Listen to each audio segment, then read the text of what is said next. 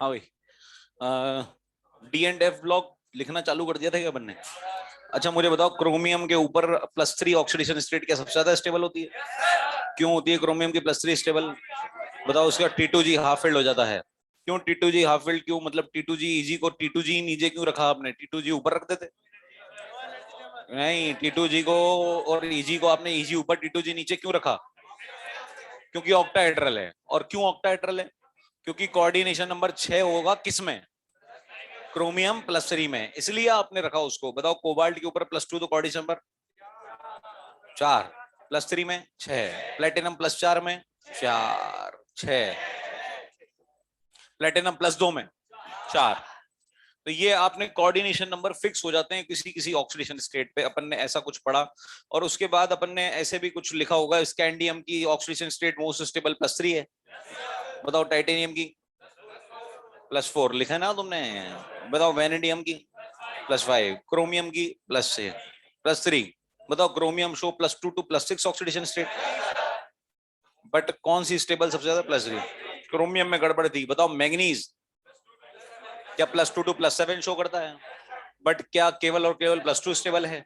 ये शायद लिखे नहीं अपन ने पॉइंट्स आगे के। कुछ पॉइंट्स लिखे थे, कुछ नहीं लिखे थे। अच्छा बताओ, iron cobalt nickel are stable in their commonly stable in कौन सी ऑक्सीडेशन से? +2।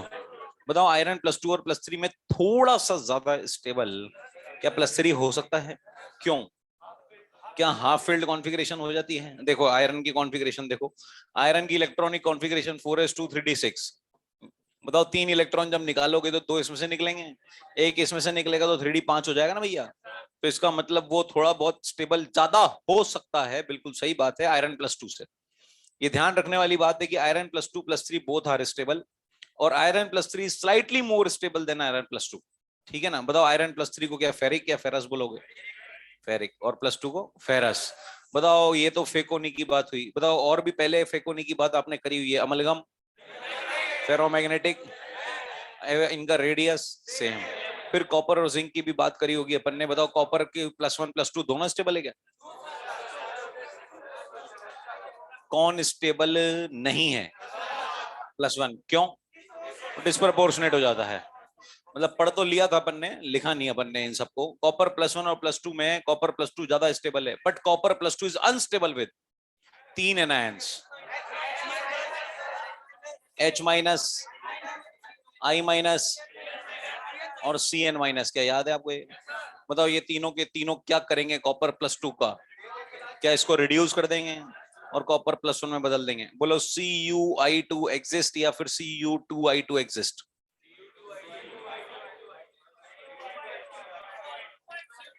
क्या ये Cu(2I2) एग्जिस्ट? ये डज नॉट एग्जिस्ट, क्योंकि इसमें कॉपर के ऊपर +2 है और किसके साथ है? I- है। बताओ, ये एग्जिस्ट या डज नॉट एग्जिस्ट? CuCN4-3 या CuCN4-2? बोलो, इन दोनों में से कौन एग्जिस्ट? ये वाला एग्जिस्ट, ये डज नॉट। समझ रहे हो आप मेरी बात को? बोलो, कॉपर का साइनाइड के साथ कॉम्प्लेक्स बना रखा है, बट कॉपर किस में है? +1 में। और यहाँ कॉपर किस में है? +2 में है। तो ये गड़बड़, ये सही है, कोई दिक्कत नहीं है। इस तरीके के क्वेश्चंस भी देखने को मिलेंगे आपको। तो पहले इनको एक बार लिख लेते हैं, फिर वापस अपन इधर आएंगे चीजों पे, फिर नई चीज पढ़ेंगे। तो जैसा मैं देख पा रहा हूँ, शायद क्रोमियम, मैग्नीज तक आपने लिखा हुआ है। मैं वापस बोल देता हूँ मैं मैग्नीज के लिए। क्रोमियम तक आपने लिखा हुआ है। मैग्नीज के लिए आपने एक पॉइंट लिख लीजिए, manganese show +2 to +7 oxidation state. तो जब लिख लिया था तो क्यों लिखा रहे हो?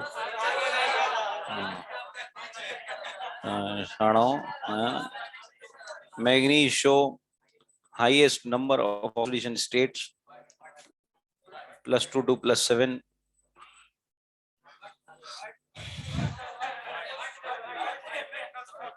but +2 is most stable. But +2 is most stable.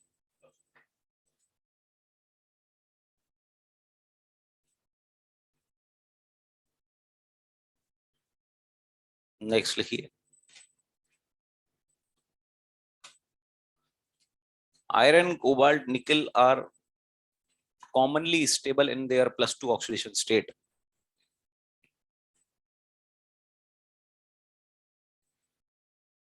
Iron, cobalt, nickel are commonly stable in their +2 oxidation state.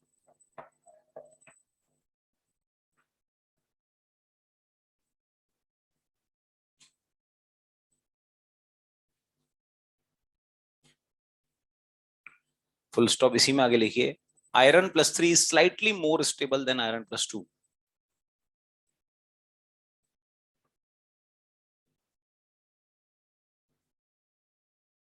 Iron +3 is slightly more stable than iron +2.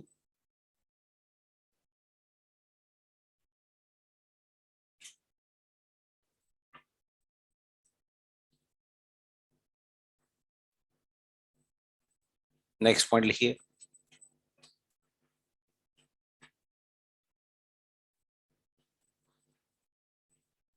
Copper show +1 and +2 oxidation state.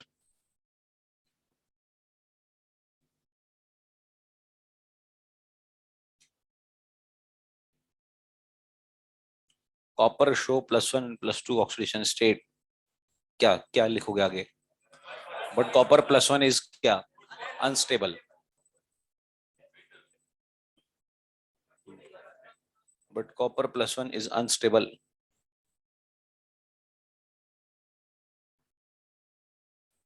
Because it undergo disproportionation.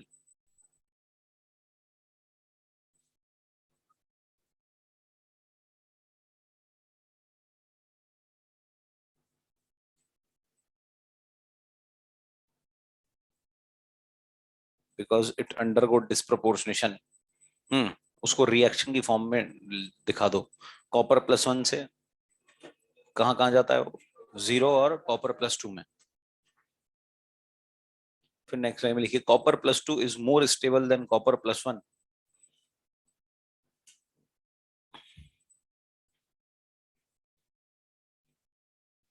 Copper +2 is more stable than copper +1, but क्या लिखने वाले आगे? But copper +2 is क्या? Unstable with ये 3. हाँ लिखो. But copper +2 is unstable with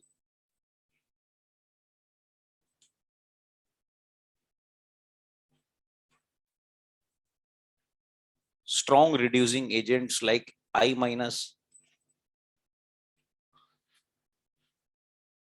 H- and Cn-.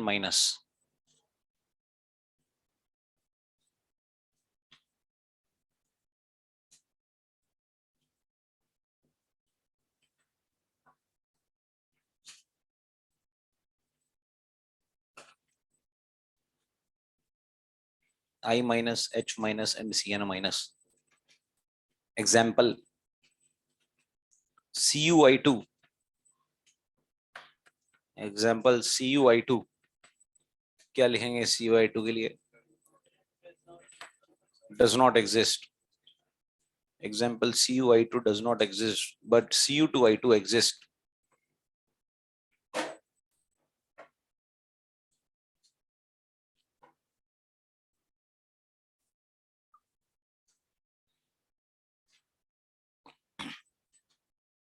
Cu2I2 exists. Oh sorry, does not exist, but Cu2I2 exists. अच्छा इसके नीचे भी इनके लिए भी लिखिए ये बात.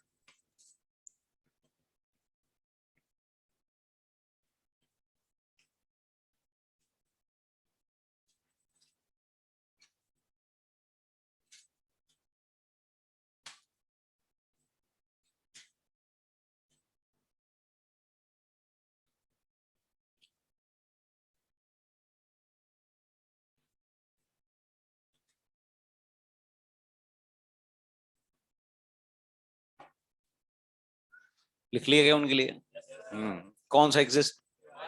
ये वाला एग्जिस्ट है ना, और ये does not exist. Next point लिखिए. बस ये हो गए शायद. जिंक के लिए तो याद ही है आपको क्या था होता है +2. तो इसको तो मेरे हिसाब से लिखने की जरूरत भी नहीं है. इधर ध्यान दीजिए एक मिनट.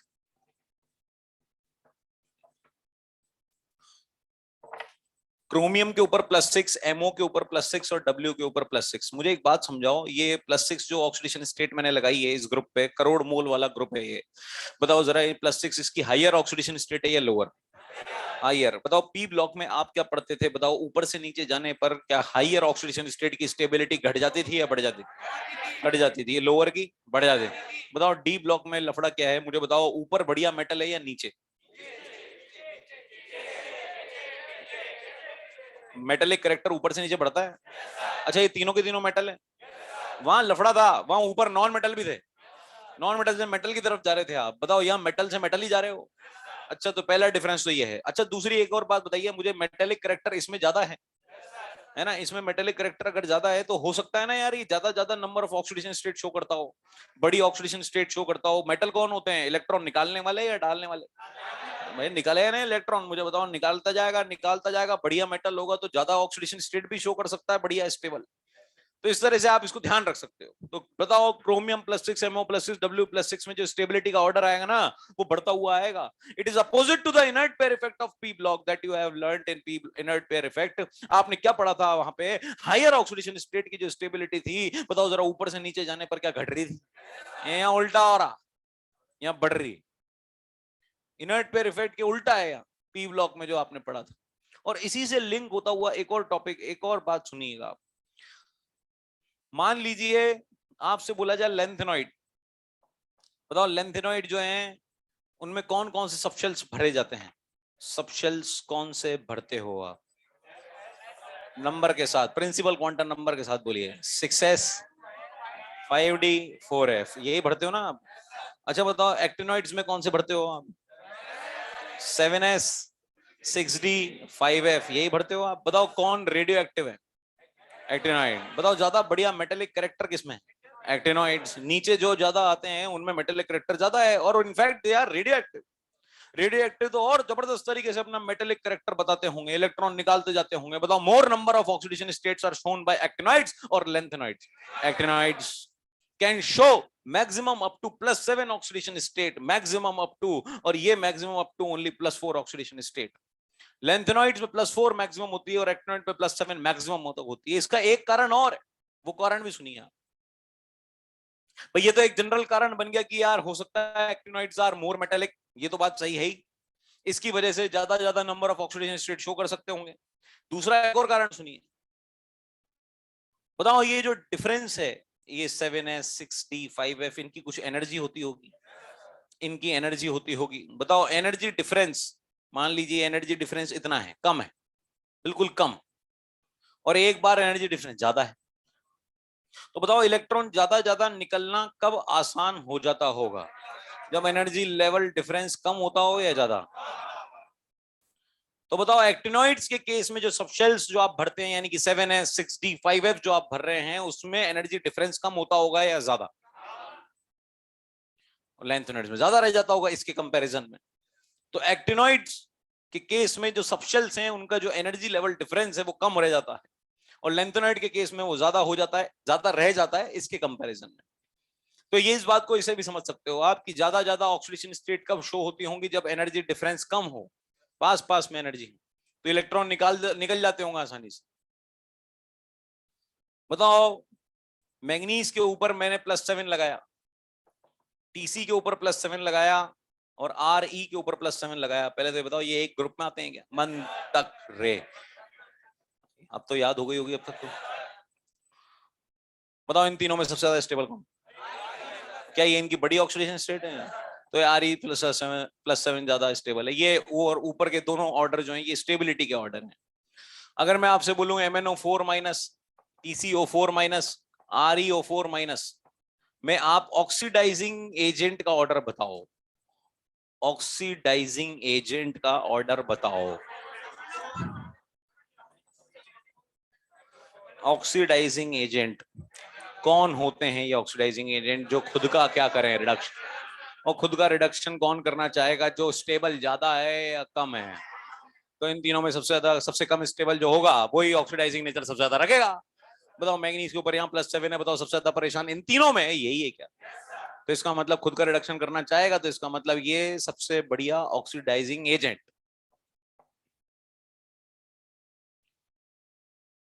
इसमें बताओ CrO4 - 2 MOO4 - 2 और WO4 - 2। बोलो आंसर आ गया आपका। बोलो इसमें भी क्या यही आएगा जैसा ये ऑर्डर लगा रखा है? बताओ इसमें बताओ HClO HClO2 HClO3 HClO4 में क्या इसमें भी इसी से आंसर दे दोगे? नहीं, इसमें कोई अलग है। अच्छा याद है क्या? इसमें ये बच्चा फेंकता है तो जो फेंकेगा वो क्या बढ़िया ऑक्सीडाइजिंग एजेंट है? तो ये ऑर्डर आ जाएगा। इसमें बताओ चलो।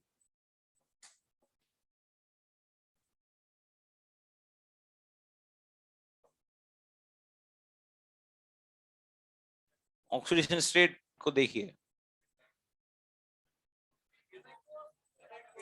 बताओ वेनेडियम पे ऑक्सीडेशन स्टेट क्या +5 है, क्रोमियम पे +6 है, मैग्नीज पे +7 है।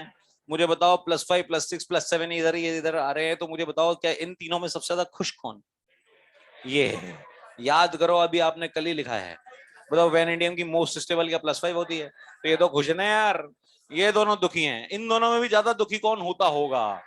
मैग्नीज। बताओ KMnO4 और K2Cr27 में ज्यादा पावरफुल कौन है? KMnO4। उसी से लिंक करो ना आप। मैग्नीज के ऊपर +7 है, क्रोमियम के ऊपर +6 है, तो ज्यादा पावरफुल ऑक्सीडाइजिंग नेचर मैग्नीज +7 का होगा। तो बताओ ऑक्सीडाइजिंग एजेंट का ऑर्डर क्या ऐसा लगा तू? लिख दो एक्टिनोइड शो। नेक्स्ट पॉइंट यही चलेगा, स्टेबिलिटी ऑफ ऑक्सीडेशन स्टेट ही चल रहा है। जी जी। नहीं, वो एक बताने का तरीका था। ज्यादा number of oxidation state show करेगा, वो क्यों करेगा उसका कारण था वो। लिखिए actinoid show. Next point, actinoids show more number of oxidation states than lanthanoids.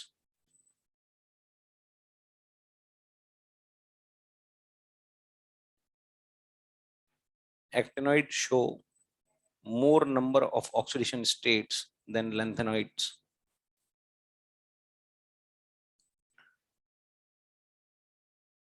because energy difference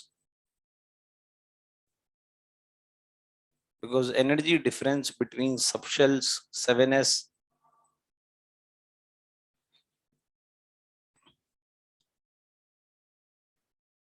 energy difference between subshells 7s 6d and 5f is क्या lesser या greater? lesser than is lesser than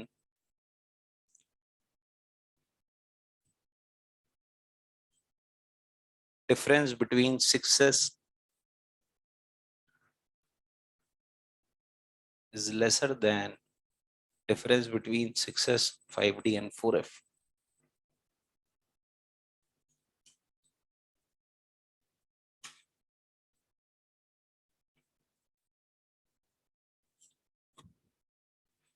इसी में लिखिए actinides can show maximum up to +7.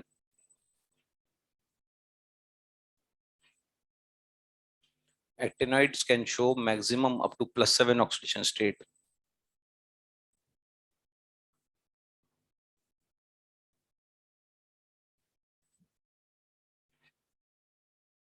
While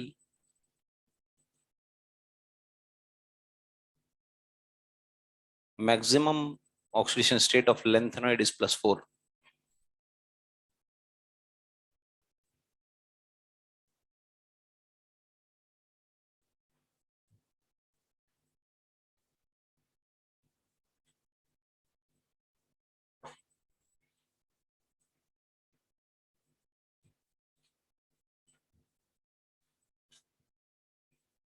next point बनाइए। On moving top to bottom in D block,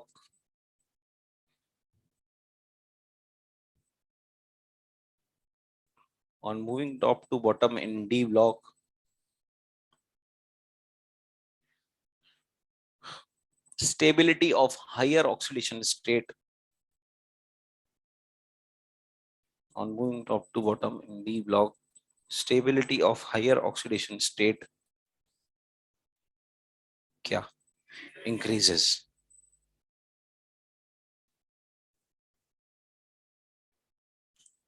इस side में bracket में लिखिएगा, it is opposite to inert pair effect of P block.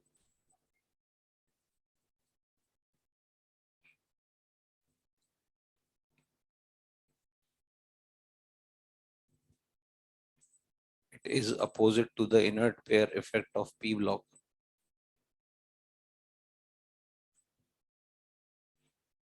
नीचे order of stability लिखिए, ये दोनों लिखिए, order of stability.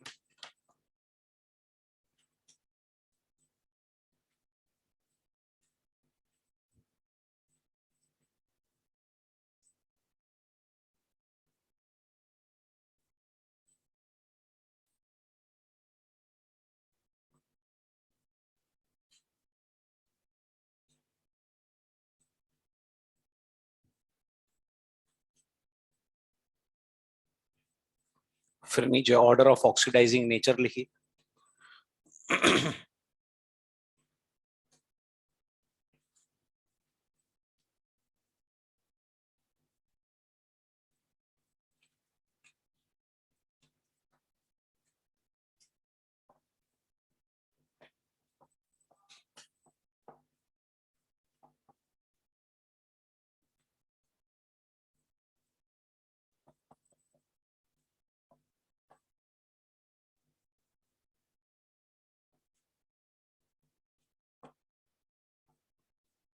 Order of oxidising agent लिखिए, ये नेचर लिखिए, ये 4-5 ऑर्डर, ये जो 4 ऑर्डर है ये लगा दो.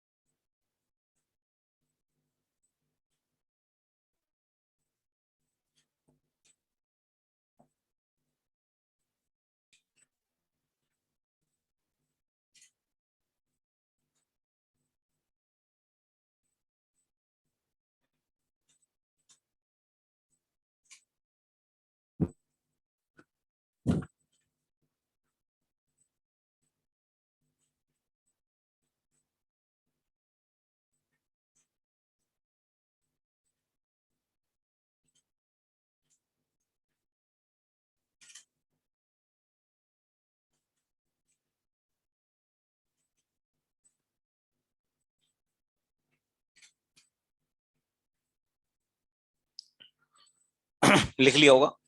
इनकी ऑक्सीडेशन स्टेट बताइए सबकी.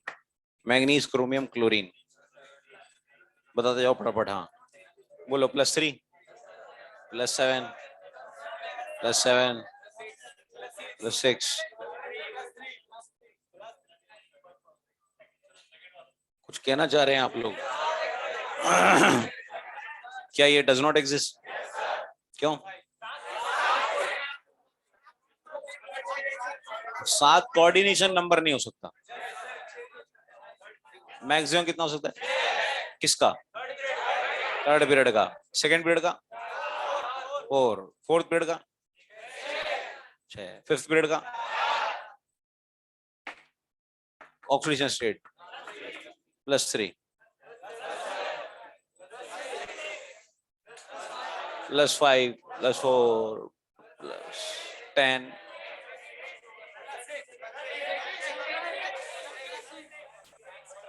बताने की जरूरत तो नहीं है.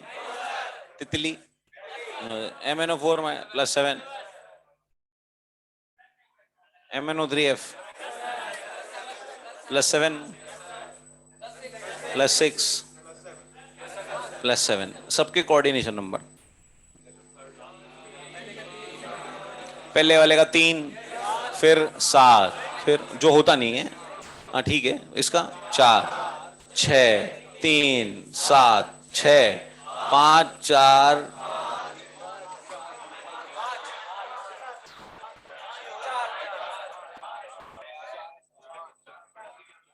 स्ट्रक्चर सोच लो यार, स्ट्रक्चर सोच लो ना यार। हैं, 5 ही रहेगा। क्रोमियम जितने कितने से जुड़ा हुआ है, 5 ही एटम से जुड़ा हुआ है, वो ऐसे जुड़ता है ना यूं। अब या तो ये बोल दो कि नहीं आता स्ट्रक्चर। ब्लू कलर का होता है ये, परऑक्सी लिंकेज होते हैं इसमें। हाँ, ऑडिशन पर 4 4 4 3.5। जी बिल्कुल बढ़िया है। 4, गुड। कैसे 4? बीच में O आएगा और साइडों में 3 3 ऑक्सीजन आएंगे तो 4 हो गया। नहीं समझे? बताओ, 7 कोऑर्डिनेशन नंबर नहीं चल पाता, 3 चलता है। ऑक्सीडेशन स्टेट कोऑर्डिनेशन में प्रॉब्लम तो नहीं कर रहा? इसमें ऑक्सीजन कोऑर्डिनेशन नंबर चलेगा, ये चलेगा, ये चलेगा, ये चलेगा। क्यों चलेगा ये, क्यों चलेगा ये? क्रोमियम पे +6 होता भी है, हाँ, और क्रोमियम का कोऑर्डिनेशन नंबर 6 भी हो सकता है। क्यों? थर्ड पीरियड का है या फोर्थ का है? ये चलेगा, चलेगा ये नहीं चलेगा। क्या समझ रहे हो आप मेरी बात? बताओ, मैग्नीज के आसपास 6 से ज्यादा नहीं हो सकते थे? बताओ, ये चलेगा? नहीं चलेगा। ये चलेगा? अरे अरे, आगे तो आओ यार, वही हैंग हो गया, इधर आओ यार। ये चलेगा कि नहीं चलेगा? नहीं चलेगा। ये चलेगा, नहीं चलेगा? ये चलेगा? ये बताओ, ये तो चलता ही है। चलेगा, चलेगा, चलना चाहिए।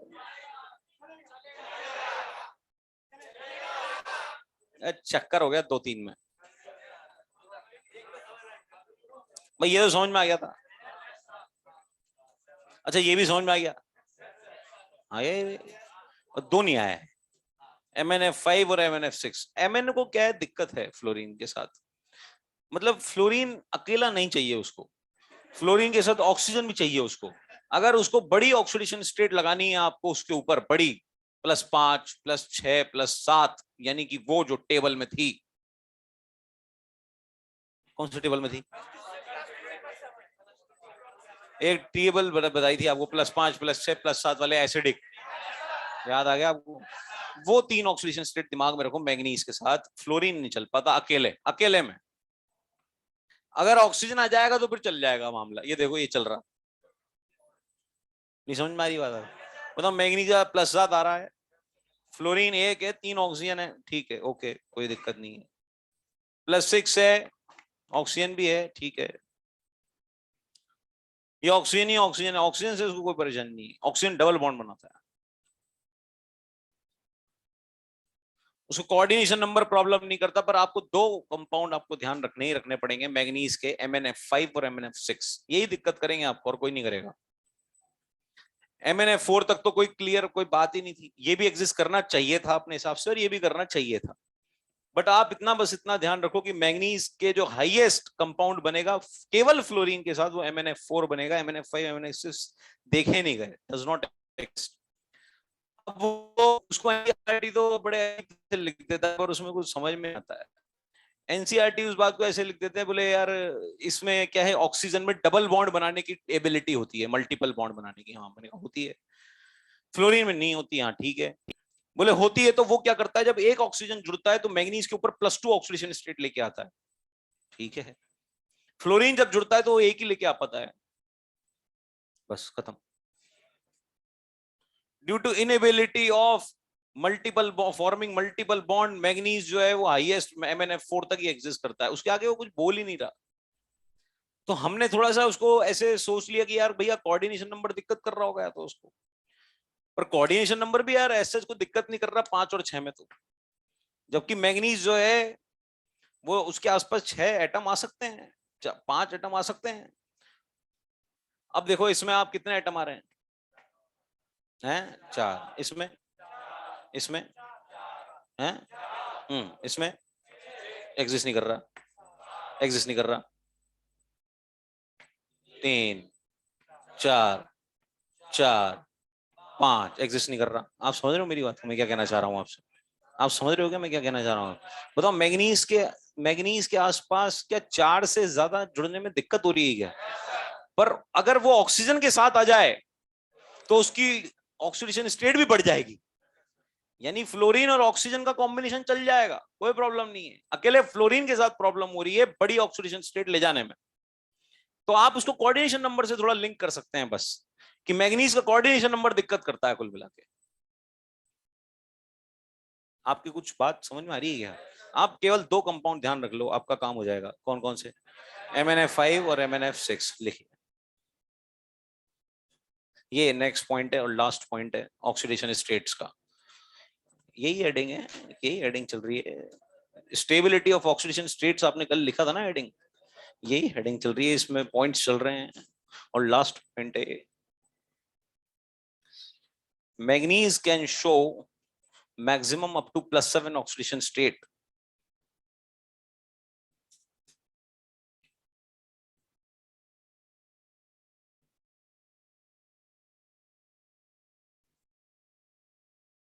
Maximum can show up to +7 oxidation. Manganese can show maximum up to +7 oxidation state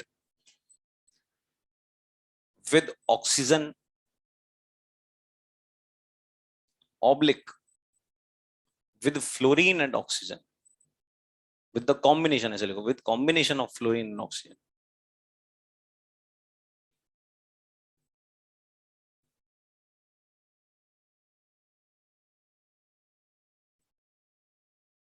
next point में, नेक्स्ट लाइन में लिखो, इसी में यही पॉइंट है। Manganese can show maximum up to +4 oxidation state with fluorine only.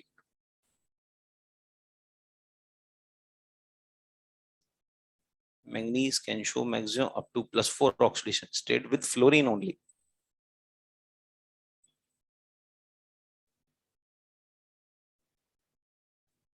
Example, MnF4 exist.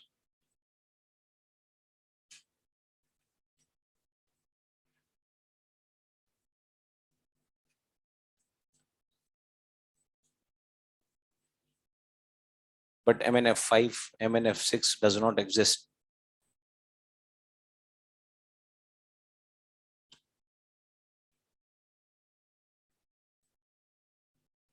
देखिए, आप इनसे रिलेटेड कुछ क्वेश्चंस करिए, जब आपके थोड़ा और समझ में आएगा। पेज नंबर 90 नोट करिए क्वेश्चंस, पेज नंबर 90। आप ये जो मैं पेज नंबर बोलता हूँ ये कॉपी में लिखते हैं आप, है ना? इससे रिवीजन करने में आपको बहुत अच्छा लगेगा। आप जब भी कॉपी खोलेंगे तो आपको मॉड्यूल के क्वेश्चन दिखेंगे और आप उसको करने लग जाएंगे वापस वहीं, तो लिंक बना रहता है बीच में। पेज नंबर 90 पे क्वेश्चन नंबर 2, 4, 5 लिखो, 2, 4, 5, 7, 10, 11, 12,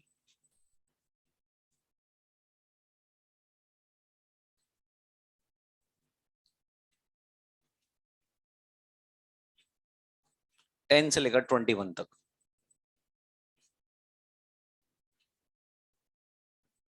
10 से लेकर 21 तक।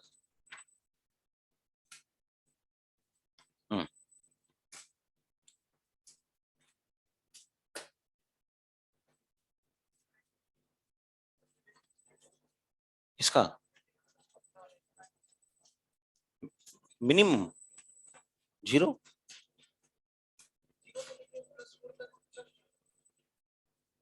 जीरो सभी करते हैं। मतलब क्या पूछना चाहते हो? मैक्सिमम भी तो बता पाओगे, मिनिमम कैसे बताओगे? माइनस में तो जाता नहीं है। +1, +2, +3, +4, 7 तक कहीं भी हो सकती है बिल्कुल। और सारे नहीं है वो, NP और PU हैं जो +7 तक शो करते हैं।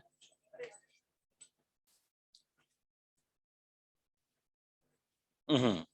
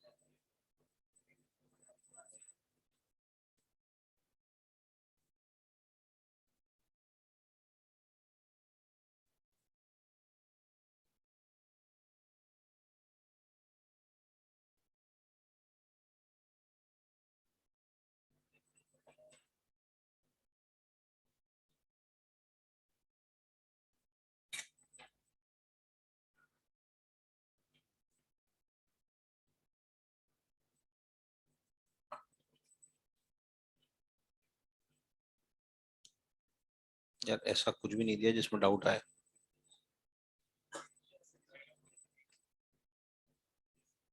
हम्म, हाँ, पर जनरली तो हायर ऑक्सीडेशन स्टेट में फ्लोरीन ऑक्सीजन दोनों ले जा सकते हैं। उसमें भी ध्यान करो आप, इनर्ट वेयर इफेक्ट में PbF4 एग्जिस्ट, याद करो। But PbBr4, PbI4 does not exist. F minus उसको रिड्यूस नहीं होने देता था। तो हाई ऑक्सीडेशन स्टेट में कौन ले जा सकता है? Highly electronegative atoms, fluorine oxygen.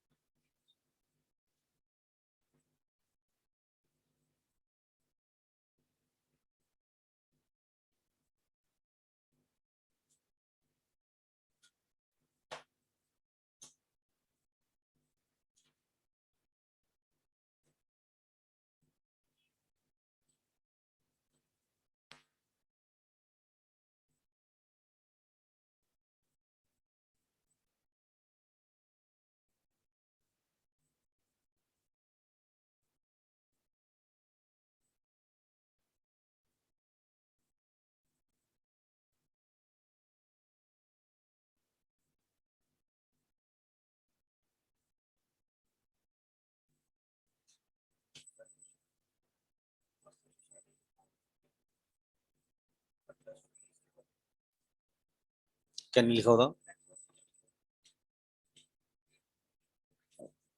+2 stable होगा। +2 ही तो बोल रहा होगा स्टेबल है उसमें। बताया था क्या कल को मैंने कुछ हाइड्रेशन एनर्जी के बारे में?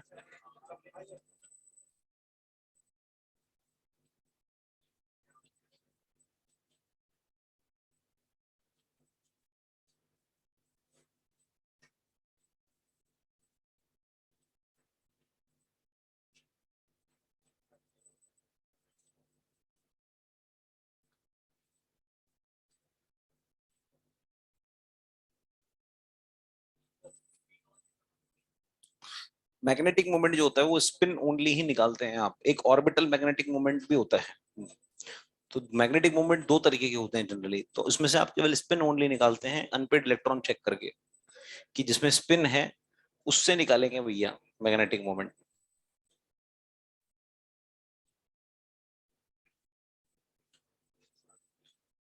यार हो गए होंगे यार, मतलब काफी देर हो गई और बहुत जल्दी जल्दी आ रहे होंगे आंसर तो।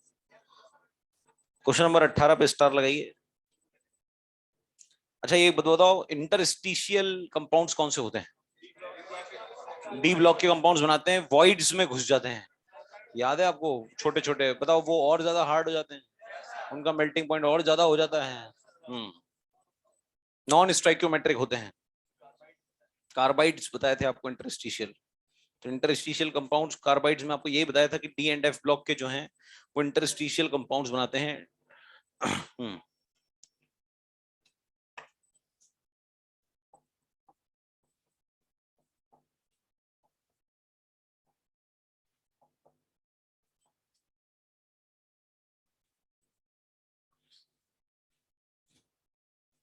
बहुत सालों बाद की बात बता रहा हूँ, जैसे मान लीजिए आप हो गए हैं, आपको 25-30 साल बाद की बात है, और आप MD वगैरह बन चुके हैं, जो भी आप करना चाहते हैं और बन बना के, और आप रेडी हैं और आप एक हॉस्पिटल में काम कर रहे हैं और आप वहां पे भी एक सीनियर पोजीशन पे हैं।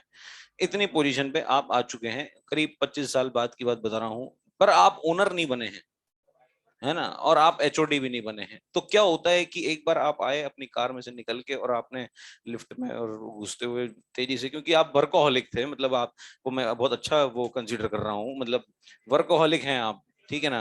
आप अपने प्रोफेशन के लिए, और आप हो भी जाएंगे, क्योंकि आगे चल के जब आपके ऊपर बर्डन पड़ेगा बहुत सारी चीजों का तो आप ऑटोमेटिक ही जो है सही हो जाएंगे। तो उसमें आप काम कर रहे थे और आप ऊपर जा रहे थे OT में, और आपने लिफ्ट में, किसी को नोटिस नहीं करते आप, आपका काम नहीं है ये सब काम करेगा, क्योंकि दिमाग में मल्टीपल चीजें चल रही होती हैं कि मुझे बहुत सारे काम है भैया, मैं कैसे मैनेज करूंगा आज के। तो ओनर ओनर भी खड़ा था साइड में लिफ्ट में, और आपने ज्यादा ध्यान दिया नहीं। कई बार ऐसा हो जाता है, और कई बार ऐसा हो जाता है, ध्यान नहीं पड़ता यार। सामने इधर साइड में खड़ा है एक इंसान, और उसके बारे में अपन कोई दिमाग नहीं लगा रहे हैं, अपन कुछ और सोच रहे हैं। फिजिकली अपन एब्सेंट हैं, जिसे कहते हैं आप मेंटली प्रेजेंट, वो मेंटली एब्सेंट हैं, फिजिकली प्रेजेंट हैं। तो वैसा ही हो रहा था सिचुएशन। ठीक है भाई, हो गया, ठीक है, ओनर एक बार आया, कोई बात नहीं। ऐसा 5-6 बार हो गया। और ये काम, ये आप इनवॉलंटरीली कर रहे थे, आपको पता भी नहीं चल रहा था। और अब ओनर तो क्या है, थोड़ा फ्री होता है, मैं बताऊं आपको, मेहनती तो लेबर ही होती है। तो आप तो अपना डेली के डेली काम कर रहे थे भैया, उसको बिजनेस दे रहे थे, जो भी आप भाई निकाल के बेचते होंगे इंसानों के अंदर से, तो वो आपको प्रॉफिट तो दे ही रहा होगा ओनर। ठीक है, ओनर इनडायरेक्टली आपसे प्रॉफिट कमा रहा था, बिल्कुल। और जो है उसके बीच में एक दिन ओनर ने एचओडी को बुलाया, आपको नहीं बुलाया। उसने कहा, बोले देखो ऐसा है कि ये जो है, ये आदमी जो है, ये डॉक्टर साहब, मेरे को लग नहीं रहा है कि ये क्या करते होंगे। इनसे एक बार जवाब मांगा, जो जवाब भी नहीं दिया, और ये तो बात भी नहीं करते हैं। और जाने के मन में बड़बड़ा रहे थे, और जो है वो चले गए, और फिर आ गए। और काम भी ज्यादा देर किया नहीं मेरे हिसाब से शायद। फिर भी मतलब जो है मैं ऐसे निकाल रहा हूँ मैं हॉस्पिटल में से निकाल दूध, ठीक है। अब एचओडी का जवाब दो तरीके से आएगा, आप बताना कौन सा जवाब सही होगा, ठीक है ना। एचओडी या तो ये कहेगा, ऐसे कैसे निकाल देगा, ऐसे कैसे निकाल दोगे आप, बताओ इस सिचुएशन में क्या वो खुद निकल जाएगा। तो ये जवाब वो दे नहीं पाएगा, आप समझना मेरी बात को, ये जवाब नहीं आएगा उसकी साइड से। उसका जवाब पता है कैसा आएगा, सर देखिए, after all it will be your decision, आपका है सब कुछ, और आपसे हम हैं, और ठीक है, कोई दिक्कत नहीं है, आप निकाल दीजिए सर, मुझे कोई प्रॉब्लम नहीं है। वैसे आपसे बड़ा डिसीजन और कौन लेगा, पर क्या है सर, उनकी वजह से कम 10 लाख रुपए पर दिन के आते हैं। तो फिर भी आप, अगर आपकी इच्छा है, तो मैं क्या बोलूं सर, मैं कौन होता हूँ। तो मुझे कोई दिक्कत नहीं सर, निकाल दीजिए सर, कोई दिक्कत नहीं है। और अगर सर छोटा मोटा अगर ऐसा लग रहा है आपको कि भाई कुछ सुधार हो सकता है उनमें, तो देख लेंगे वैसा कुछ। पर आप, आपसे कौन बोले सर नहीं, आप तो निकाल दो। क्या समझ रहे हो आप मेरी बात को, ये क्या कह रहा है वो, क्या कह रहा है वो क्या कह रहा है वो, क्या वो आपको सपोर्ट कर रहा है क्या। पर क्या वो ऐसे सपोर्ट कर रहा है, नहीं नहीं कैसे निकाल देगा। क्या वो इनडायरेक्ट सपोर्ट कर रहा है, इनडायरेक्ट सपोर्ट कर, कूद पड़ा आपके, वो कूद गया आपको बचाने के लिए, और उसका स्टाइल अलग है बचाने का, वो खुद भी बच रहा है, आपके से खुद थोड़ी ना परेशान हो जाएगा। ऐसे होते हैं कैटलिस्ट, जो खुद को भी नहीं डुबाते और दूसरे को भी नहीं डूबने देते, रिएक्शन में इन्वॉल्व हो जाते हैं, पर साबुत बाहर निकलते हैं जैसे घुसे थे। नहीं समझे आप मेरी बात में।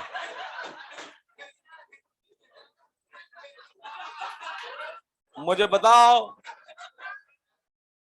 कैटलिस्ट वो होता है जो रिएक्शन करने घुसा तो सही, ये रिएक्शन में कूद पड़ा, रिएक्शन भी करेगा, पर फाइनली वही वापस आएगा जैसा गया था। अगर एचओडी वहां गया होता और उसके ऊपर कुछ ना कुछ नेगेटिव या पॉजिटिव इंपैक्ट लेके देके आ रहा होता नेगेटिव, तो फिर बिगड़ गया ना मामला। फिर तो वो खुद जो है वो बच बचा के आया, और सामने वाले का भी काम करे आया, तुम्हारा भी। ये खुद भी बच बचा के निकलेगा, और इनका भी काम करे आएगा। बोले रिएक्शन भी कर लो, मैं भी कूद जाता हूं रिएक्शन में, और मैं बच भी जाऊंगा, और तुम्हें रिएक्ट भी करवा दूंगा। आप मेरी बात को समझ रहे हैं, ऐसे होते हैं catalyst. They are involve in reaction, they involve in reaction, but बाहर वैसे के वैसे ही निकलते हैं जैसे जैसे गए थे। I minus C N minus hydride, आपने 3 ये कल पढ़े थे आपने, H minus I minus C N minus. बोलो इनके लिए क्या लिखा था, अभी लिखा होगा शायद आपने, आज ही लिखा है। बताओ क्या रिड्यूसिंग एजेंट है। रिड्यूसिंग एजेंट कौन होते हैं, जो खुद का क्या करें और सामने वाले का रिडक्शन। तो ये भाई साहब इसके पास जाएगा, बोले मैं ऑक्सीडाइज होऊंगा I2 में, तू रिड्यूस हो, और तू रिड्यूस होके +2 में जा। मुझे बताओ आयरन +3 से +2 जाने में बताओ क्या इसकी मुश्किलें बहुत ज्यादा होंगी या थोड़ी? क्या समझ गए आप ये बात? बिल्कुल समझ गया आप ये बात। आयरन +3 से +2 जाने में बहुत ज्यादा मुश्किलें नहीं है, आसानी से हो जाएगा ये काम भी, क्योंकि बहुत आर स्टेबल, ये थोड़ा सा ज्यादा स्टेबल स्लाइटली। आयरन ने कहेगा यार मेरी जो है तुमने मामला बिगाड़ दिया, मैं वापस +3 में जाना चाहता हूं। अब आयरन +2 से +3 जाएगा तो बताओ क्या खुद इलेक्ट्रॉन छोड़ेगा या खाएगा? खुद ऑक्सीडाइज हुआ है तो किसी ना किसी का रिडक्शन करेगा। बताओ कौन का रिडक्शन करेगा? इसका। इसका रिडक्शन करके और सल्फेट बना देगा, SO4-2। अभी देखते हैं कैसे रिडक्शन हुआ इसका। इस तरीके से रिएक्शन चलेगी और आयरन +2 +3 में वापस बदल जाएगा। मुझे बताओ जो काम आज इसने करके दिखाया है क्या वो ये काम करके दिखा देगा क्या स्कैंडियम? जल्दी बताओ फटाफट, क्या स्कैंडियम +3 ये काम करके दिखा सकता है? क्या ये जिंक +2 काम करके दिखा सकता है? आप समझ गए पॉइंट? बताओ क्या ये वेरिएबल ऑक्सीडेशन स्टेट शो करते हैं या ना? बताओ D block can act as catalyst, D block metal catalyst की तरह काम क्यों करते होंगे? उसका मेन कारण क्या है? They show variable oxidation state, they show variable oxidation state. This is the main reason that why they act as catalyst. D block के metals and their compounds can act as catalyst. देखिए आपके सामने catalyst की list बनाई हुई, और आपने पहला वाला तो पढ़ा भी हुआ है, V2O5 कॉन्टैक्ट प्रोसेस में काम आता है। निकिल, पैलिडियम, प्लेटिनम, विल्किंसंस कैटलिस्ट, ये हाइड्रोजनेशन में काम आते हैं। विल्किंसंस कैटलिस्ट जो होता है वो ऐसा होता है, RH-PPH3 का होल थ्राइस Cl। अभी बता दूंगा आपको ये क्या चीज है। प्लेटिनम ओसवाल्ड प्रोसेस में काम आता, पढ़ा हुआ है। ओसवाल्ड प्रोसेस जानते भी हैं आप, याद भी है, सुना भी सकते हैं। देखिए CuCl2 डेकॉन्स प्रोसेस में काम आता है। डेकॉन्स सुना है आपने? क्लोरीन, क्लोरीन बनाने वाला। Ziegler Natta catalyst Al-R3 + TiCl4। R मतलब alkyl group, methyl, propyl, butyl, ethyl. ये Al-R3 + TiCl4 पॉलीमराइजेशन के काम आता है। पॉलीमर मतलब क्या होता है? खूब सारे इकट्ठे हो गए। बताओ एक बात बताओ, पॉलीमर जब बन जाता होगा, पॉलीमराइजेशन होता होगा, तो जो पॉलीमर बनता होगा वो सॉलिड में होता होगा या लिक्विड गैस? तो क्या फिजिकल स्टेट बदल सकती है? तो बताओ क्या ये वो कैटलिस्ट है जो फिजिकल स्टेट को बदल देता है?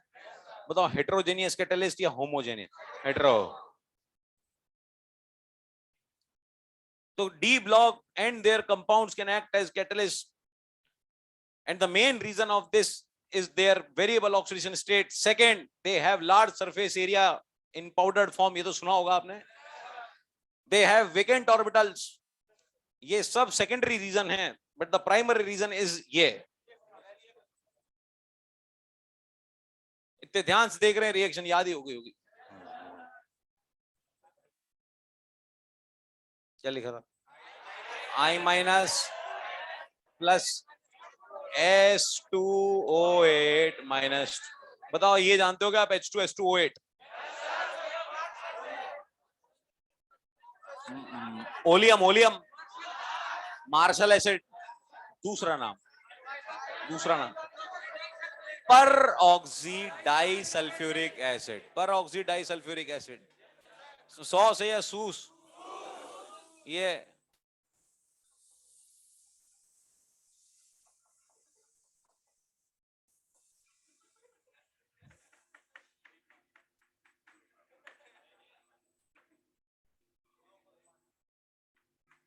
H2S2O8 नहीं हो गया, तो मैंने कहा मैं आगे बढ़ूं, अब तक कुछ लोग नीचे देखने लग गए। तो देखिए H2S2O8, मुझे बताओ इसमें SOOS ये बना आपके, बताइए H+ निकाल दीजिए, ये माइनस, ये H+ निकाल दीजिए माइनस, ये एसिड था क्या?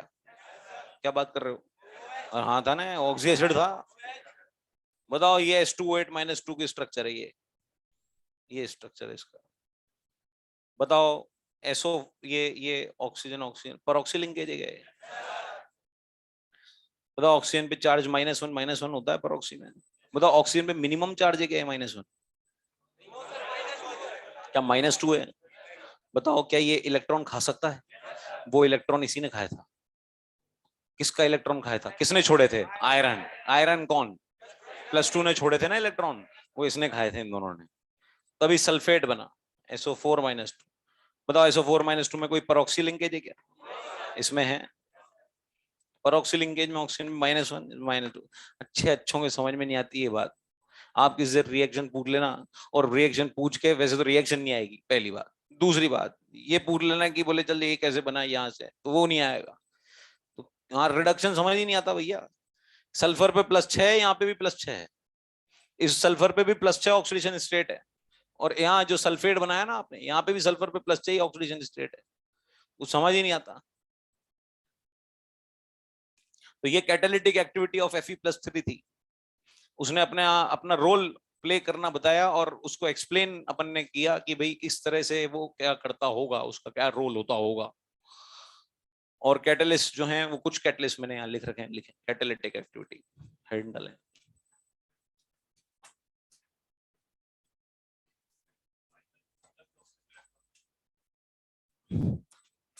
ऐसे थोड़ी ना मतलब होता है। फिर कैटलिस्ट का क्या रोल है आखिर जिंदगी में? कैटलिस्ट को हटा ही दो भाई। मतलब कुछ चीजें ऐसी होती है ना कि डायरेक्ट इससे इसका लिंक ना होने से कैटलिस्ट डाल देंगे तो वो उसका लिंक उससे बढ़िया हो जाएगा। तो कैटलिस्ट तो एक ऐसी चीज है, ध्यान ही रखनी पड़ती है। हम्म लिखें कैटालिटिक एक्टिविटी, इसमें लिखिए D block metals and their compounds.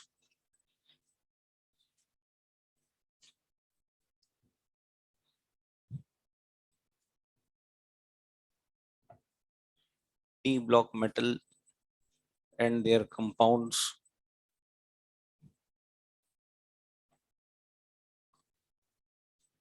act as catalyst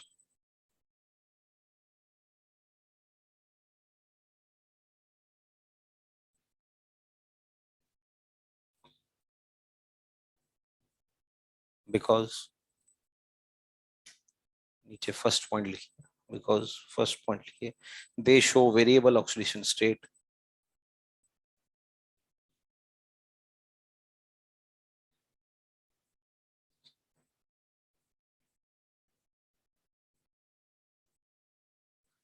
because they show variable oxidation state. Second point, they have large surface area.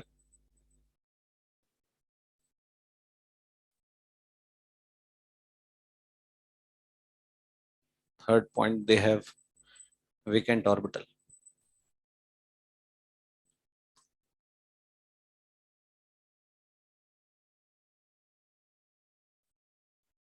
Vacant orbital 4p orbital है, उस पे बस 4d ऑर्बिटल्स हैं, कुछ नहीं है। एम्प्टी ऑर्बिटल से क्या होता है कि रिएक्शन करने की जगह मिलती है, उसका जगह है।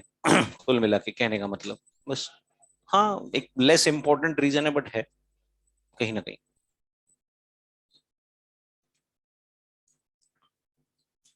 नीचे लिखिए इसमें कैटालिटिक एक्टिविटी ऑफ Fe+3।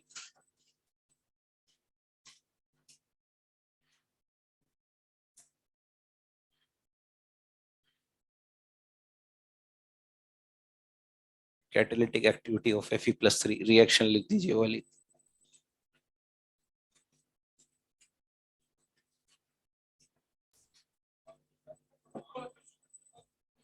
वो जो हटा दी मैंने।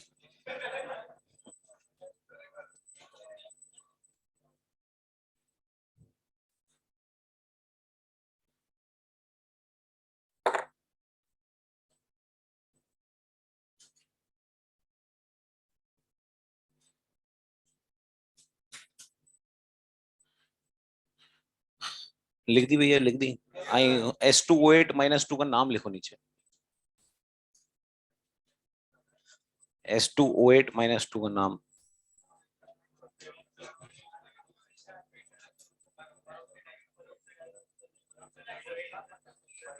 लिख दो, लिख लो। मार्शलेट है, कौन बोला?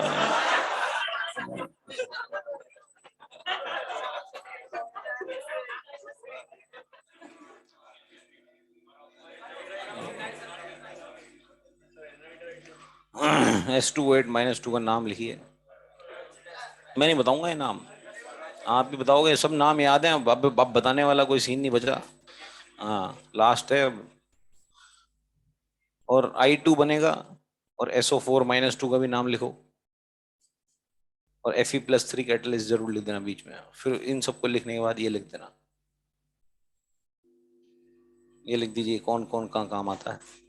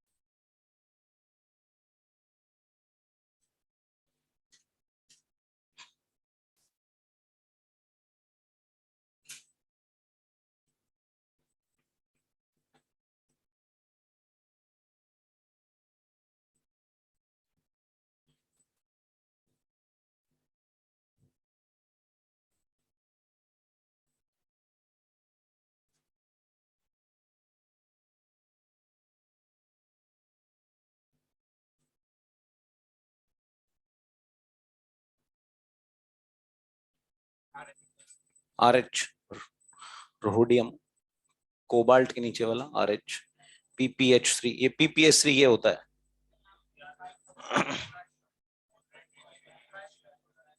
अच्छा, ये बताया था क्या पहले कभी? Triphenyl phosphine. ये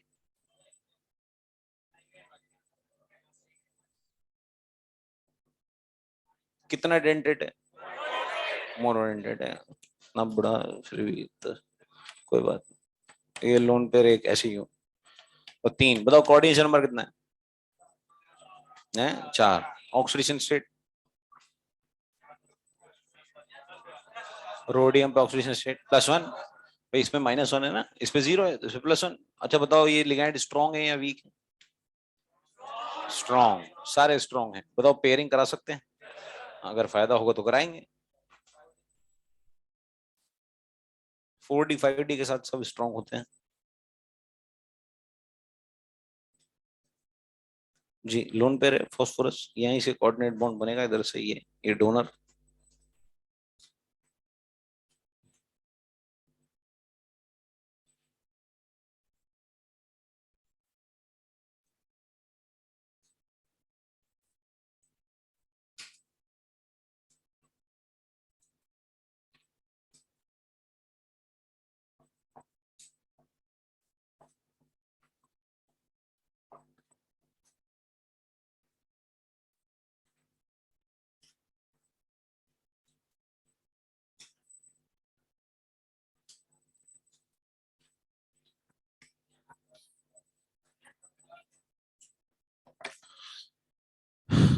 FeO.Cr23 + Na2CO3 + O2, थोड़ा सा हल्का सा मुश्किल है, इधर ध्यान दीजिए, रिएक्शन है क्योंकि, इधर ध्यान दीजिए। और इसके बाद अगर टाइम बचेगा तो हम थोड़े क्वेश्चंस भी करेंगे। FeO.Cr23 + Na2CO3 + O2। आपने मेटलर्जी में वो सुना था क्या, 2 चक्के थे जिसपे घूमती थी बेल्ट, मैग्नेटिक सेपरेशन, जिसमें वो रोलर जो था वो मैग्नेटिक रोलर था। हाँ। तो उसमें और जो चिपकती थी वो चिपकी रह जाती थी, इधर गिर जाती थी, और नीचे भी उधर गिर जाती थी, ऐसे करके अलग हो जाता था। बताओ वो प्रोसेस किसके लिए लगाया जाता था? क्रोमाइट ओर, नाम सुना है आपने? क्रोमाइट ओर के लिए लगाया जाता था। बताओ क्या ये वही क्रोमाइट ओर है? देखो आप, कुछ लोग इसको ऐसे भी लिख देते हैं, Fe, हाँ गुड, Cr2O4, डायरेक्ट ऐसे भी लिख सकते हैं। मैंने इस तरह लिख दिया ताकि आपको पता लगे कि 2 तरीके की ऑक्साइड्स हैं इसमें, Fe की ऑक्साइड है और क्रोमियम की भी ऑक्साइड है। बताओ ये कौन बेस, कौन एम्फोटेरिक, कौन एसिडिक, क्या है ये नेचर इन दोनों का?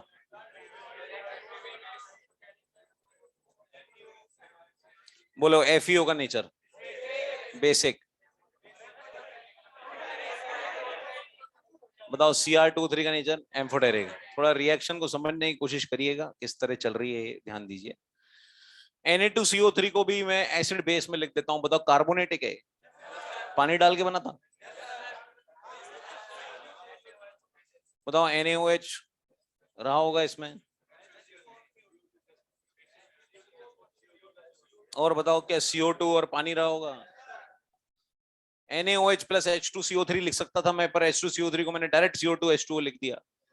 क्योंकि एक कार्बन पर 2 H अनस्टेबल होते हैं, शायद अब तक तो याद हो गया होगा, यही लिख दिया। ये O2 जो है addition of oxygen is oxidation. बताओ ऑक्सीडाइजिंग एजेंट है ये। ऑक्सीडाइजिंग एजेंट कौन होते हैं? जो खुद का क्या करते हैं? रिडक्शन। ऑक्सीजन को माइनस पसंद है या प्लस? जीरो से भी ज्यादा, बहुत ज्यादा पसंद है उसको, माइनस ऑक्साइड में बदलना चाहता है, खुद का रिडक्शन करना चाहता है, इसका मतलब ऑक्सीडाइजिंग एजेंट है। अब आया है तो ऑक्सीडाइज करके जाएगा। अब किसको करके जाएगा ये देखना है हमको, आप ये पता लगाना है।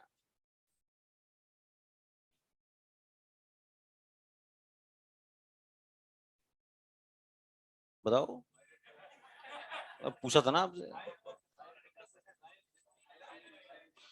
भाई, आयरन को ऑक्सीडाइज करने के लिए इसको क्या बुलाने की जरूरत थी? कोई भी लल्लू को बुला लेते। मुझे बताओ, आयरन के ऊपर +2 है, आयरन तो +3 में वैसे ही जाना चाहता है। नहीं समझे आप मेरी बात? तो उसमें इसको क्या बुलाने की जरूरत थी इतने महारथी आदमी को कि बोले ऑक्सीजन को भेजो भाई? कोई क्यों, जो क्या जरूरत आ रही है इसको? तो अब बचा खुचा क्रोमियम भी बचा, और कौन बचा? सोडियम ऑक्सीडाइज होएगा नहीं। क्यों हो जाएगा? क्यों नहीं होगा? सोडियम +1 ही रहता है। और कौन बचा? कार्बन +4 में ही है, मैक्सिमम में ही है। ऑक्सीजन को थोड़े ना ऑक्सीडाइज करने आएगा ये।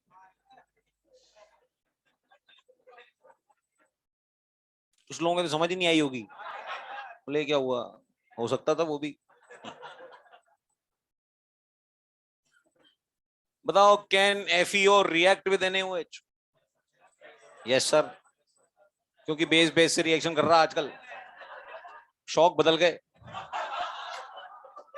अरे बेसिक बेसिक से रिएक्शन करेगा। अरे एम्फोटेरिक रिएक्ट विद NaOH। अरे कौन होता है amphoteric? which can react with strong acid as well as strong base। तो ये इससे रिएक्शन करेगा तो बताओ सॉल्ट बनाएगा। ये बेस की तरह बिहेव करेगा तो ये एसिड की तरह बिहेव करेगा। भाई एसिड है इसके सामने, बेस एसिड की तरह बिहेव करेगा ये वाला, ये तो एसिड बेस रिएक्शन हो जाएगी, सॉल्ट बनेगा सोडियम और क्रोमियम का, जिसमें क्रोमियम अपनी ऑक्सीडेशन स्टेट को ऊपर लेके जाएगा। कौन लेके जाएगा इसकी ऑक्सीडेशन स्टेट को ऊपर? ये भाई साहब,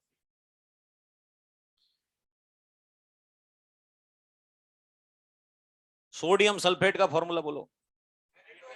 सोडियम सल्फेट का फॉर्मूला बोलो। Na2SO4। सल्फर हटाओ, क्रोमियम लगाओ। इसका नाम होता है सोडियम क्रोमेट। क्या नाम? जैसे सोडियम सल्फेट वैसे सोडियम क्रोमेट। सोडियम सल्फेट वैसे सोडियम क्रोमेट, सिंपल। बताओ क्रोमियम पे ऑक्सीडेशन स्टेट कोई सल्फर जैसी? सल्फर पे वैसी इस पे। हाँ बोलो, क्या +6? बताओ क्या उचक गया क्या +3 से? मुझे बताओ क्रोमियम अपनी फेवरेट में है या था? परेशान रहेगा, कोई बात नहीं। सोडियम क्रोमेट पीला,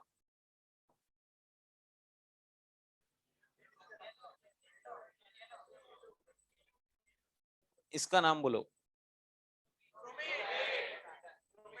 क्रोमियम को हटाओ, सल्फर लगाओ, सल्फेट जैसे क्रोमेट। नहीं, अच्छा इसका नाम बताओ।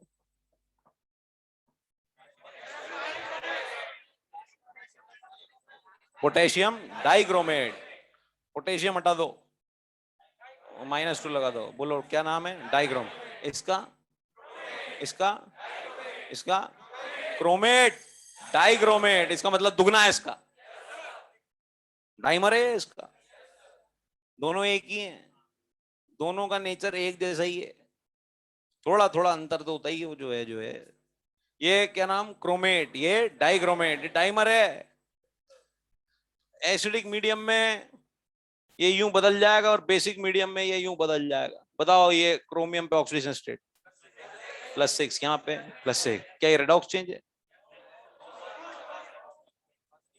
रेडॉक्स चेंज नहीं है ये एसिड बेस चेंज है। एसिड की प्रेजेंस में यूं हो गया, बेस की प्रेजेंस में यूं आ गया, और दोनों एक दूसरे के डाइमर, वो डाइमर है इसका। बोले यार डाइमर होता तो यहाँ 8 आता, तो वो एक कहाँ गया? हाँ, वो एक कहाँ गया? वो शेयर हो गया बीच में। जब दोनों को भिड़ाया तो बीच में कॉमन ऑक्सीजन निकल गया। नहीं समझ में आई बात? मतलब स्ट्रक्चर बनवाओ Cr2 - 2 का, अभी समझ में आ जाएगी। बनवाओ CrOCr, करोड़, करोड़।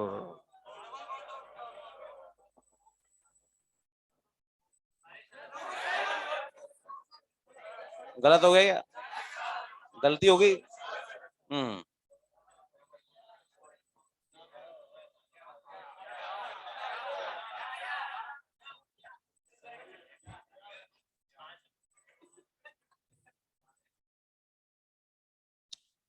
और सब ठीक है। देखो Cr27-2 ये इस तरह बनेगा ये। और डाइमर, ये डाइमर कैसे बनाऊंगा, ये यहाँ पे उसको स्ट्रक्चर बनाऊंगा ना मैं, तो ये ऐसा बन जाएगा CrO4-2 ये। अब जब इनको भिड़ाओगे आप, आपने क्या करा, इस CrO4 इसको छुपा दे, हटा दो, इस CrO4-2 का स्ट्रक्चर बन गया। इसमें कौन सा मीडियम दिखाया आपने, तो एसिडिक मीडियम में H चैंट जाएगा इसके आगे, यही होगा ना भैया। उसके भी लग जाएगा ये CrOH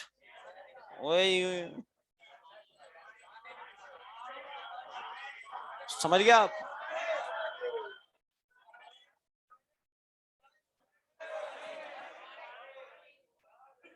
पानी निकल जाएगा, ये Cr और फिर OCr बच जाएगा, ये यूं ऐसे। अब ऐसे क्या है, ये कोई पूछेगा नहीं आपसे क्या हुआ, ये तो बस ठीक है अपने नॉलेज के हिसाब से, भाई एसिडिक मीडियम है, H+ दिखाया, पानी निकल जाएगा, ये बन जाएगा।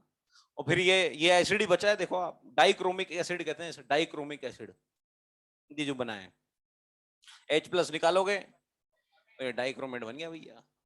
ये यूं यूं है ये ऐसे। तो ये कोई नहीं पूछ रहा आपसे ये कैसे हुआ, ये फिर भी अपनी नॉलेज के लिए। ये येलो, ये नारंगी, ऑरेंज,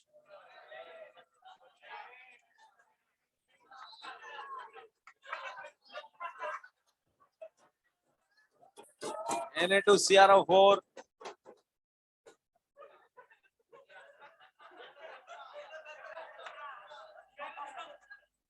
बेचारा मास्टर बहुत कोशिश करके आता है कि ध्यान दे यहाँ। Na2CrO4 इधर ध्यान दीजिए अब एक मिनट। वो जो येलो कलर का बना, उसको आपने एसिडिक मीडियम दिखाया, तो ये सोडियम क्रोमेट से क्या बन जाएगा, sodium dichromate, Na2Cr2O7 sodium dichromate बन गया है। इसमें आप KCl डाल दो, ये K इसके जाके यूं और ये Cl इसके जाके यूं। हाँ बताओ क्या क्या हो जाएगा, NaCl प्लस K2Cr2O7। ये K2Cr2O7 बनाने का तरीका था बाय ऑक्सीडाइजिंग द क्रोमाइट ओर।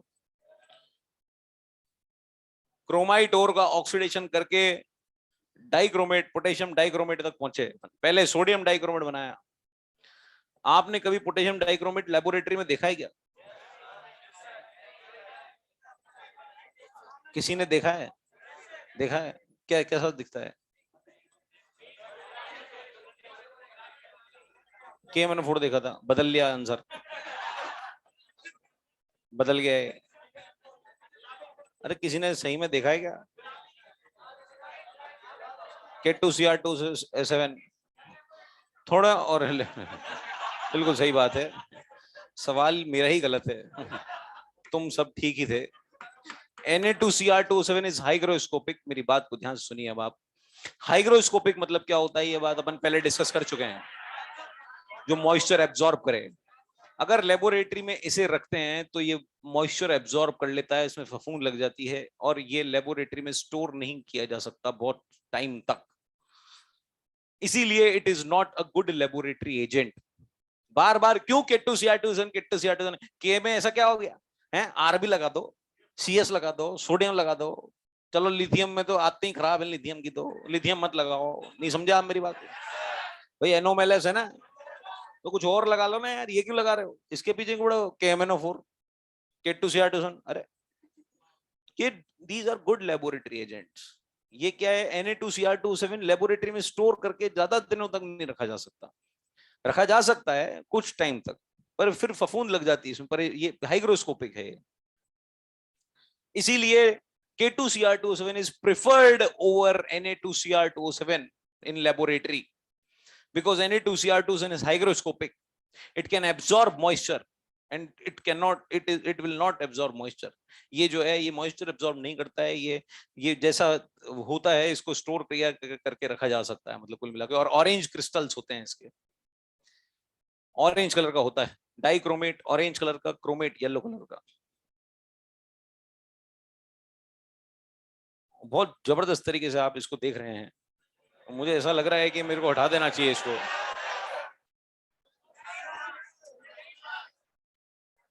काफी देर तक समझे हैं आप इसे, 20 मिनट हो गए हैं मेरे को वहां से जब चालू किया था मैंने, तो मेरे हिसाब से याद हो गया। आपको लिखो, हेडिंग डालो पोटेशियम डाइक्रोमेट।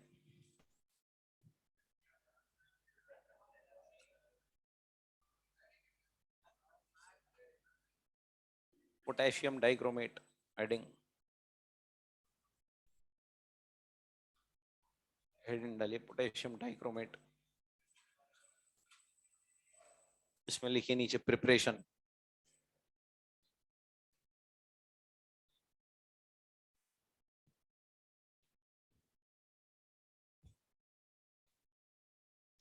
प्रिपरेशन इसमें लिखिए it can be prepared by oxidizing, it can be prepared by oxidizing chromite ore।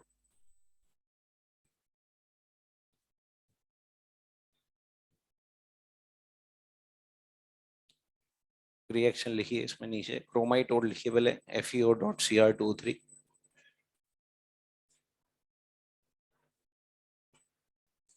FeO.Cr23 plus Na2CO3 plus O2।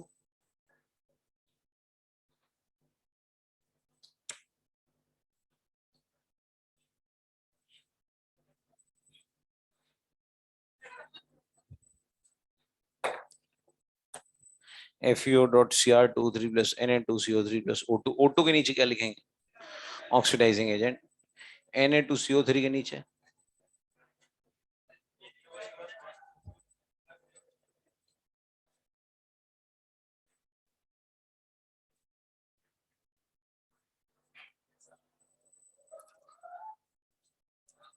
इन नन्हे मुन्नों की व्यवस्था कर दो ना एक दिन।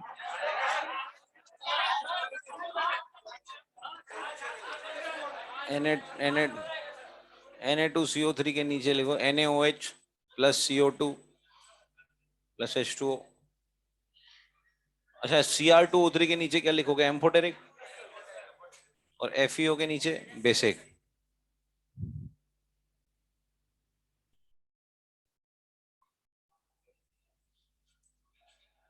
बताओ प्रोडक्ट में आपने क्या लिखा? Na2CrO4, नाम क्या है? सोडियम क्रोमेट, जैसे सल्फेट है Na2SO4 वैसे लिंक करिए उसको, sodium chromate, colour yellow. Na2CrO4।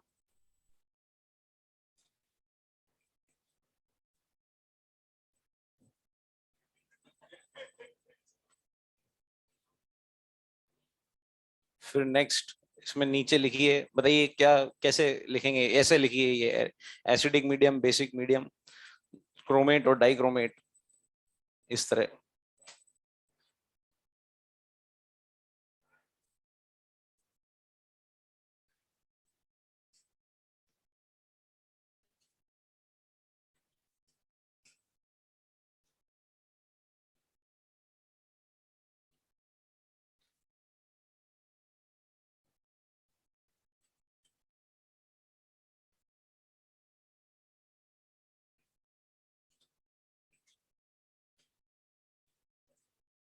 इसका नाम क्रोमेट, इसका नाम डाइक्रोमेट, नाम भी लिखिए।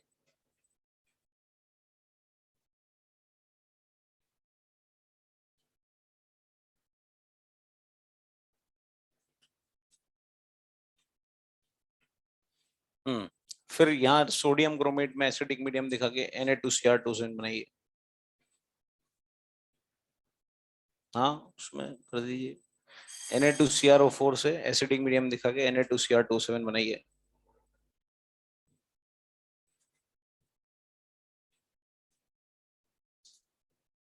फिर Na2Cr2 के नीचे लिखिए it is hygroscopic, it cannot be a good laboratory agent. अरे तुम्हें हाइपो पता है क्या? हाँ, फॉर्मूला Na2S2O3 है, कल पढ़ा था ना तुमने। उसका दूसरा नाम क्या है? Sodium thiosulphate. क्या काम करने आता है? फोटो धोने में, AgBr को धोने में। AgBr को अलग अलग कर दिया जाता है, कॉम्प्लेक्स बन जाता है।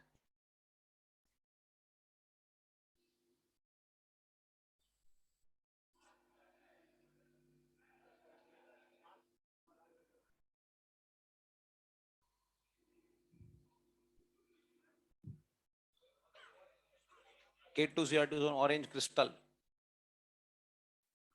Na2Cr27 के नीचे लिखा आपने, it is hygroscopic, it can not be a good laboratory agent. फिर उसमें क्या डाल देंगे? KCl। KCl जैसे ही आप ऐड करेंगे तो K2Cr27 बन जाएगा। वहां उसके नीचे लिखी K2Cr27 के नीचे की K2Cr27 is preferred over Na2Cr27। K2Cr27 is preferred over Na2Cr27।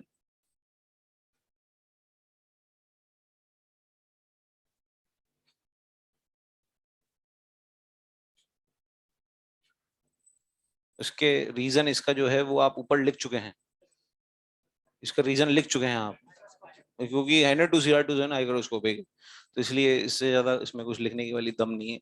अच्छा, KMnO4 को क्या कहते हो आप? स्ट्रॉन्ग ऑक्सीडाइजिंग एजेंट या पावरफुल? पावरफुल।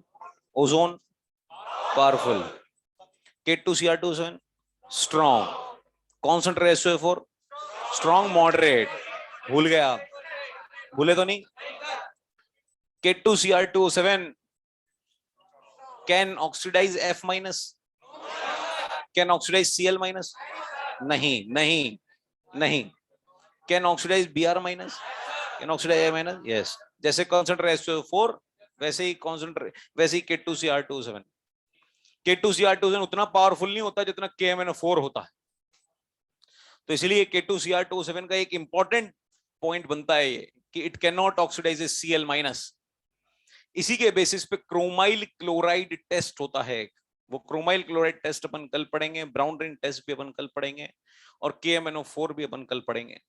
ये तीनों को पढ़ के अगर अपने कुछ बचा रहा होगा तो ठीक है, नहीं तो या तो कल एक्सटेंड कर देंगे इसको लेक्चर को, और DNF को कोशिश करूंगा मैं खत्म करने की, और मोस्ट प्रोबेबली अगर एक्सटेंड हो पाया तो tomorrow will be the last lecture, और एक्सटेंड नहीं हो पाया तो day after tomorrow will be the last lecture.